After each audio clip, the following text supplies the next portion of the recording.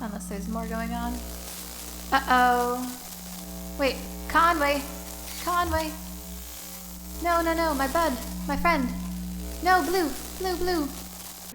And it's not even the end of the... I expected that to be the end. She returned to the dingy alone. She had a strong and sudden urge to shut off the motor and let the current take her, but she couldn't work out what that impulse came from, so she did the best to resist it. She met a family of 5 on a flat-bottom skiff. She met a guitar player pedaling a floating bicycle with his dog in tow. She met a flower salesman on a raft.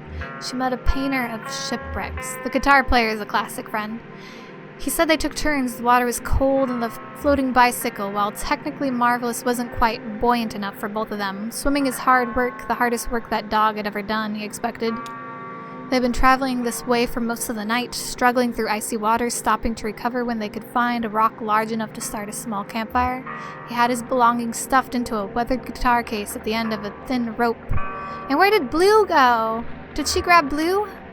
It floated pretty well, so he only had to keep an eye on it occasionally, free it from a rock or some driftwood it was caught on. She asked him if he had a guitar in his case, which is closed. She invited him to ride away. He appreciated the offer, but they weren't in a hurry. She met a family, a painter of shipwrecks. He never worked from photographs, so his paintings could be divided into 2 categories. There were the ones he painted from life, and the Echo River, which was a very good source for these because its currents were so unpredictable and the tunnels so dark. He rendered these oil paints by lamplight, working for hours cross-legged on the porch of his houseboat/studio. And you can see the image of it. Then there were the ones he painted from memory, mostly the memory of a single wreck he encountered as a much younger man, picking up litter where the coastal highway cleaves to the rocky beaches of Northern California. These were done in watercolor. He preferred to work on them in the morning in the room he rented near the airport in Louisville. He had some postcard-sized sketches in charcoal, too, of the Iron Pariah. It wasn't a wreck exactly, but it felt right. He tried to scribble one down every time he encountered it. That was so unpredictable, and he was so focused on details, he usually just ended up with a handful of inscrutable marks. She met a flower salesman on a raft. They floated alongside in buoyant pots, bobbing untethered. He corralled them with a long pole and a stream of small adjustments. She leaned out of the water to get a closer look. She made small talk. I want her leaning out and falling over. He was alert and easygoing. His day was just beginning. He used to work at the ballroom barn, but it closed down. When he wasn't selling flowers, he'd hang out by the highway and listen to the sounds the cars made, study them carefully, and then learn to reproduce them with his own voice. He was working on a record. He drifted away with the current pushing his flowers along with the draft. She gave in, shut off the motor, and floated for a while. Then she knew what she'd been craving. A moment of silence.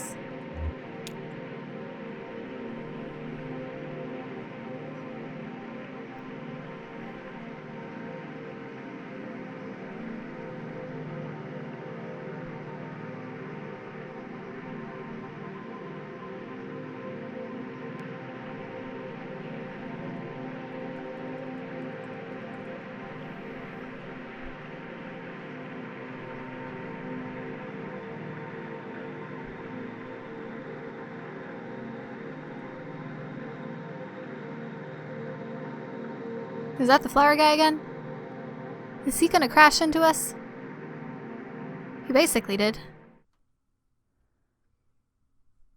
Did we get shanghaied? Next scene.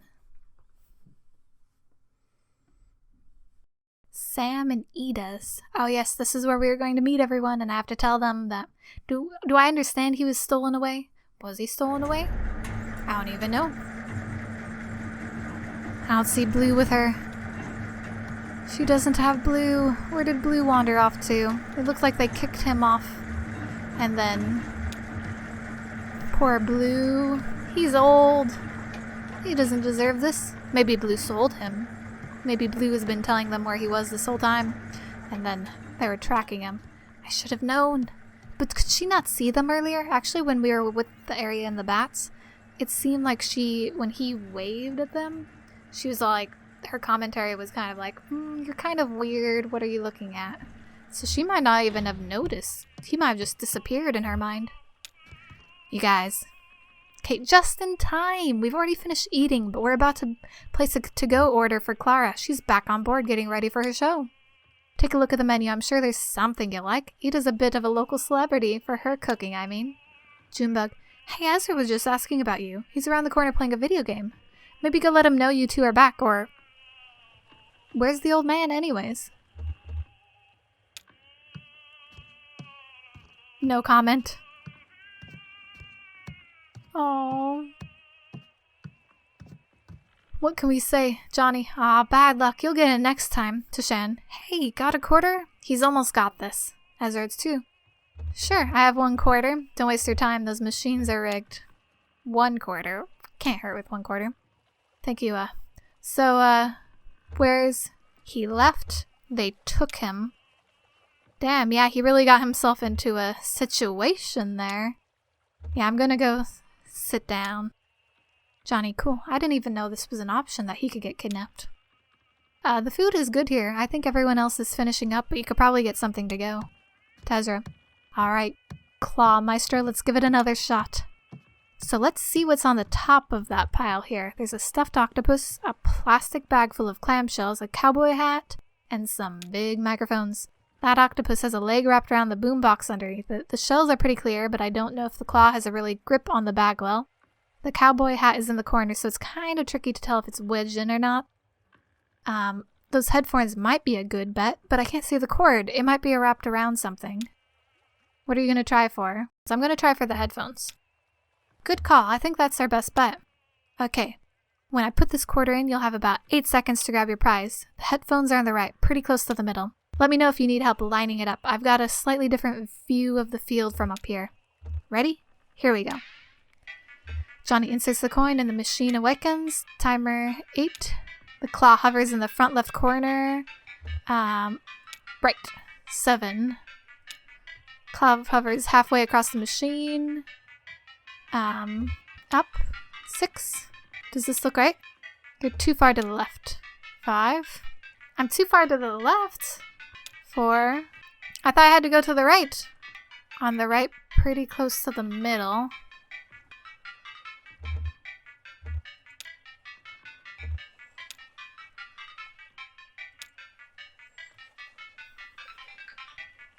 Well, this is my one chance. It grabs the headphones. Okay. I went back and forth. I misread what he was saying. And so I realized I had to go farther right. The claw's grasp seems unusually weak on this round, and the headphones tumble back out before they can be retrieved. Aw, you were robbed. I guess the house always wins, except on Tuesdays. A friend of ours always said that. I never really knew what he meant. Till now. Oh well. Hey, listen, it sounds like the old man you were following around, I guess he had to leave. I should go with him. Is he okay? Is he coming back?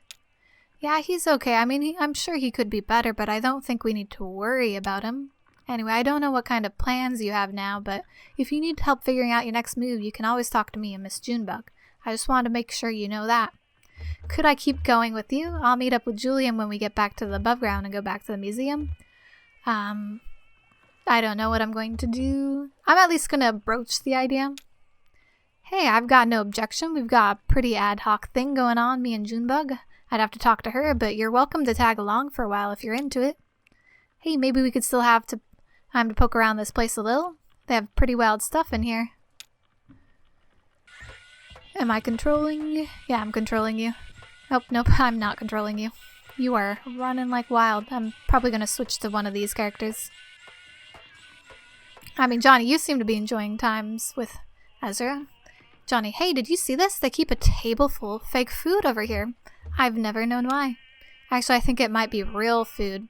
Coated in with shellac or something, preserved. Oh, and look, this tentacle-looking thing is half-eaten. This is someone's meal that they didn't finish. Tentacle. Gross. I dare you to take a bite. Haha. You first. Okay, no. Whoa, hold on, I'm just kidding. If Sam and Ida preserved this half-eaten meal, it must have been pretty important to them, right? Maybe it belongs to someone they care about, like a beloved uncle. Had a mid-meal stroke and they kept it in his memory. Yeah, like these sunflower seeds my folks left behind. My folks left behind a bag of sunflower seeds, but I threw it away. I should have kept it, right? Oh, no, I didn't mean that, kid. You don't need to hang on to every little memento. I'm sure you still remember them just fine. Are you worried about them? Yes, it's weird that they just disappeared. No, they're gone. There's nothing to worry about. I just miss them. Yeah, listen, that's okay to be worried. You're doing fine. He was totally ready to eat that. Kate, weird. Somehow I thought it was his truck and delivery and all. It was, that's what she's saying, but he gave it to her before they took him away. Kate to Shan, but you're going to deliver it anyway? Why? He's my friend. He needs my help to finish his job. It's on my way. Somebody's waiting for those antiques. That's right. He's our friend too. Johnny and I will help you unload when we get there. To Johnny, lift with your legs, Cricket. Johnny, yes, ma'am. They're good. I mean, this is bizarre. Like, we're going beyond the scope of what was considered the job. Like, Ida, so how is everything? To Junebug, how was the sweet cave snail? Junebug, devastating. You're a killer, Ida. Ida, well, I can't take all the credit. Sam came around of a whole cave snail colony down here about a year back, and we've been leaving rock candy for them to gorge on since. We've just started harvesting earlier this month. Yes, it's all about the patience down here. Everything grows more slowly in the dark. There's a fish in Lake Leith that lives to 200 years, and its flavor profile only develops at about 75. I've got a pot of bones in there that's been stewing for at least a week. I don't even remember why I put them on. Come to think of it, I don't even remember what kind of bones they are. Kate, oh, we need one for the road. Claire said she wanted, something primordial. She said, what does that mean? Kate reviews the menu. Shannon, she must have meant something simple. Maybe she meant something old-fashioned? I think she meant something from very deep in the lake.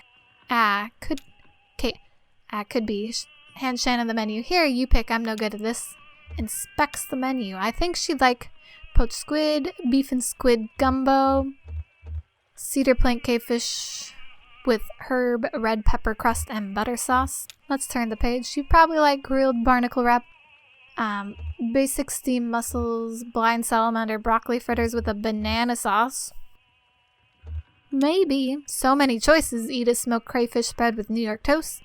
Mollusk log, crabs with pickled shallot mignonette sauce. Thursday night squid. Good choice.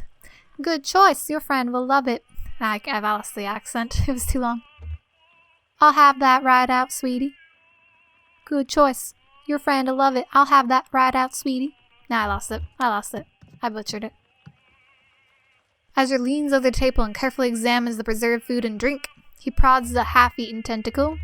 He gently compresses a pea-sized eyeball on a plate. He runs his finger along a grayish claw. The surface of the claw is completely smooth. I can barely even see him over there. Ida, and that was a small one. They're asymmetrical. Sorry I startled you, sweetie. Oh, she came up to talk to him. Whose food is this? Why didn't they finish their meal? Why is it hard? Well, they had more than twice as much food as they really needed, so even half was too much. This food is about 15 years old, it's true.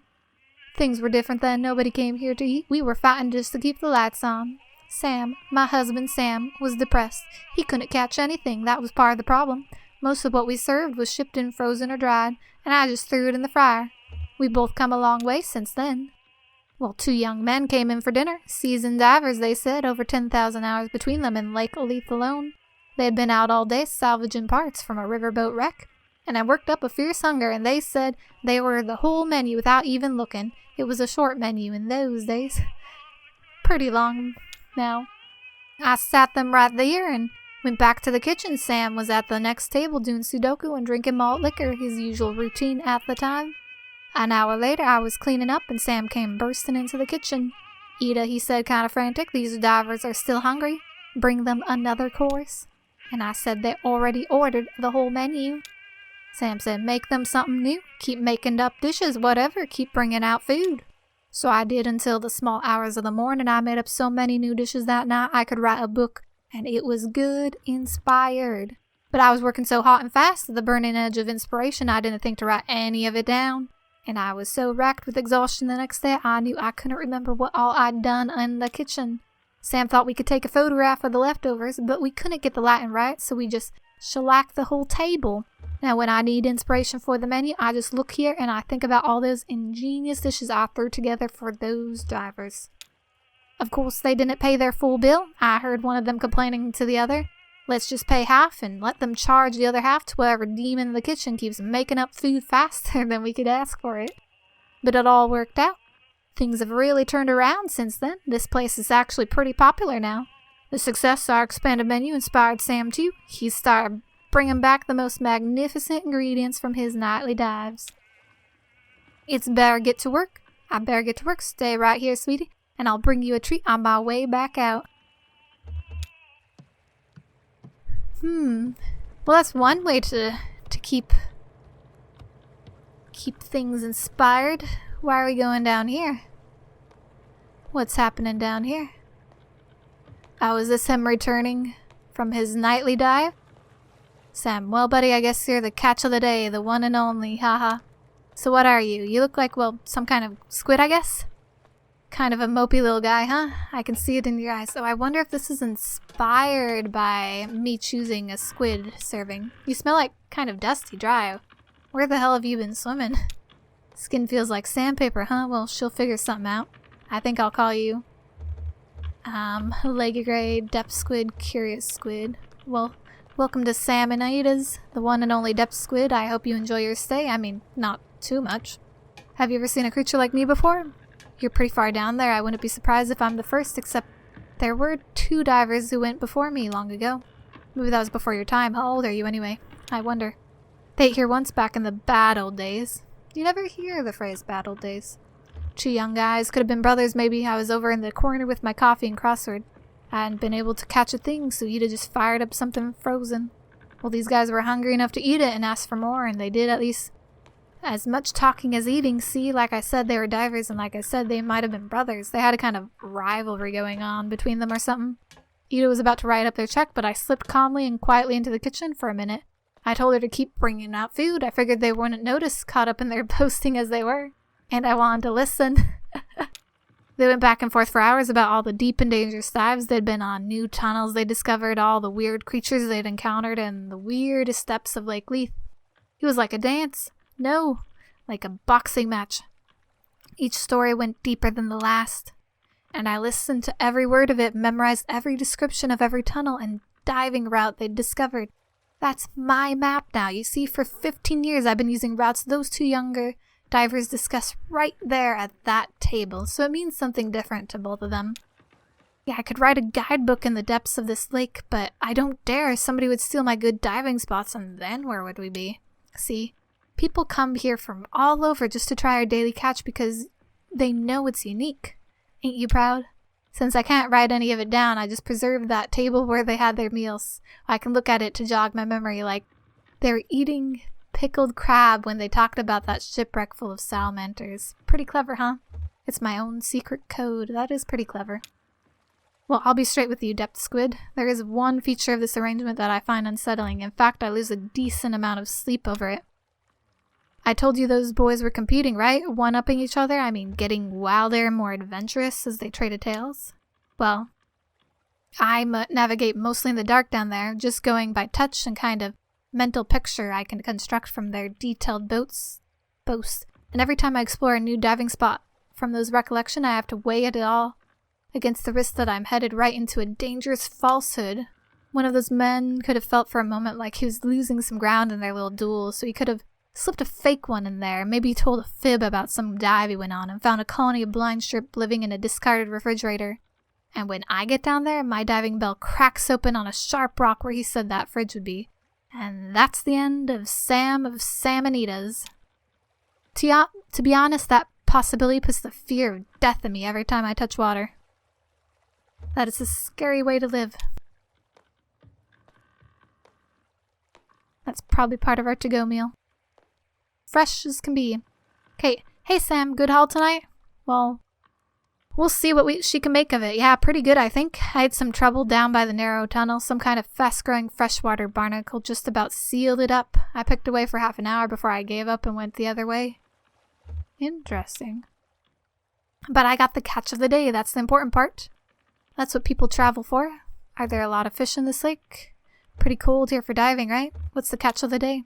This here is a depth squid. Mopey's sandpapery old squid. I don't know how she'll fix them, but that's some sandpapery quality that ought to do something for a, what do they call it? Mouthfeel? Will you stay for a drink? I've got dark rum that goes well with coffee, haha. It's a bit early for me. I think we're about to leave, but thanks. Just passing through, hey, aren't we all? Oh, she got your food ready. You all enjoy your meal, all right?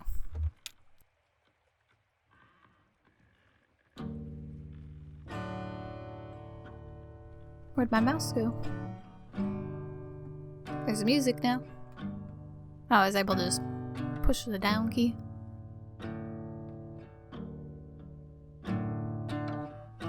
Turning a bit melancholy sounding. This world is not my home. I'm just passing through. My treasures and my hopes are placed beyond the blue. Many friends and kin have gone on before, and I can't feel at home in this world anymore.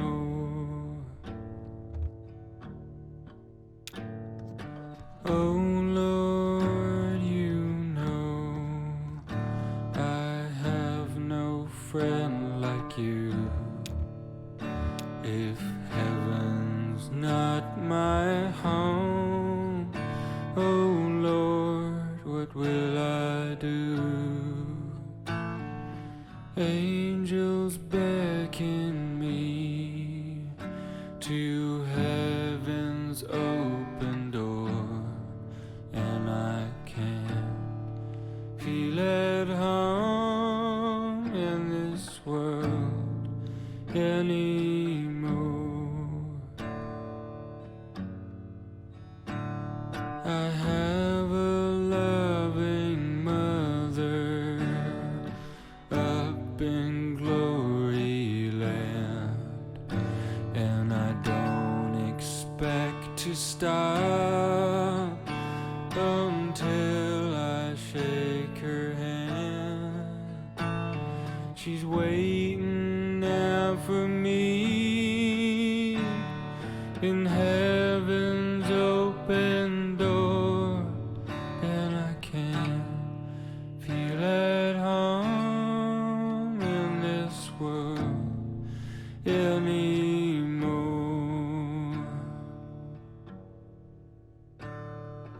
Oh Lord, you know I have no friend like you. If heaven's not my home, oh Lord, what will I do? Angels beckon